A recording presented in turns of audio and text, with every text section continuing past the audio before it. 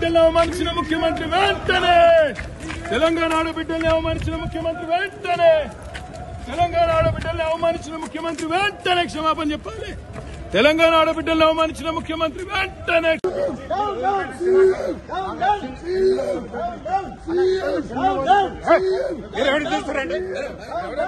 తప్పదు.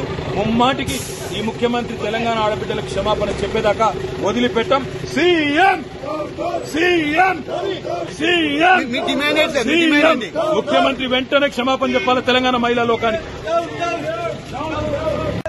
మహిళలను అవమానించిన సీఎం వెంటనే క్షమాపణ చెప్పాలి. మహిళలను అవమానించిన సీఎం వెంటనే క్షమాపణ చెప్పాలి.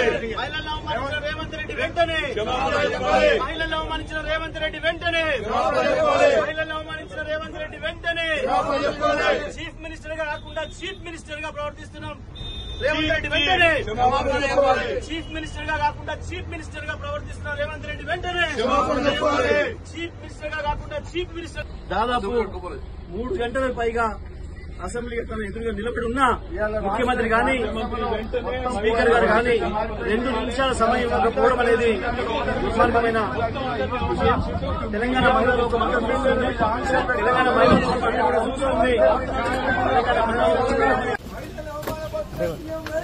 క్షమాపణ చెప్పాలి.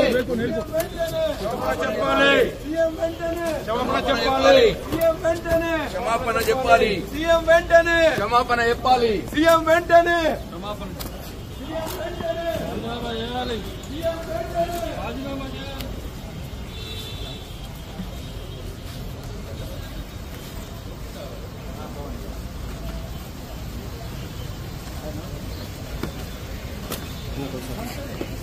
CM down.